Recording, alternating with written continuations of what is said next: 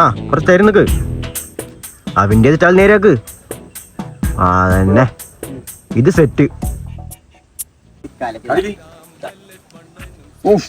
കലക്കി ഇപ്പൊ തന്നെ ഡി പി ഇടണം. ഇതൊന്ന് തോട്ടത്തൊക്കെ ആയിട്ട് തെങ്ങ് കേട്ടാണ്.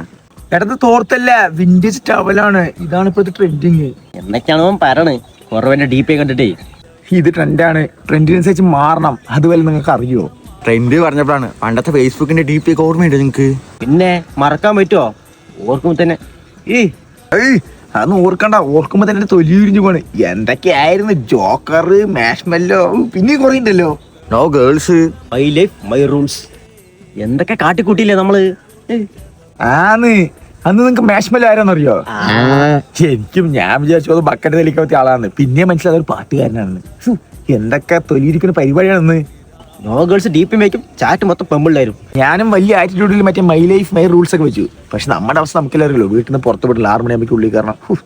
എന്തൊക്കെയായിരുന്നു. എന്തായാലും ഇന്നത്തെ വിന്റേജ് വാണങ്ങൾ കാട്ടി സൂപ്പർ അന്ത് ഡി പി ആയിരുന്നു.